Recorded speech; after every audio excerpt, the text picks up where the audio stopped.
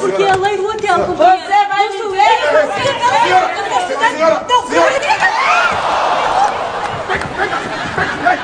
Pega essa senhora aí! Agressiva! Pega ela! Calma!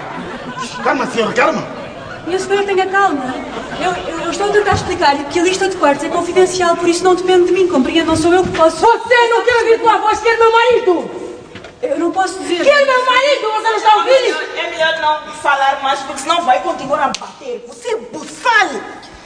Eu vou lá, senhora! Tenha calma, né? Não vou ter calma enquanto meu marido não vir aqui. Tá bem, tenha calma, senhora! Não tem calma nada. Ouve lá!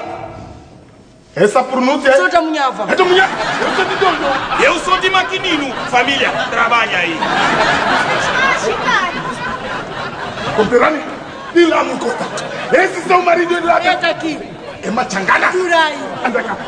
Viram? Família, senta aqui, queremos trabalhar com Nada, conterrâneo. Quantas saídas tem aqui? Só tem uma saída! É daqui pra lá. Vou lhe esperar. Verão, você está agitado. Ouve lá, Zaida! Você viu como mandou o reage? Agita mais. Tô agitado!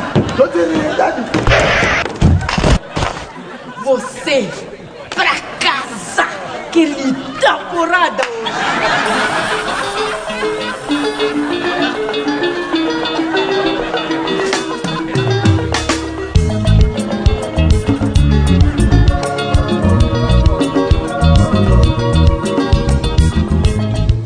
Só falta 2 degraus para você cair.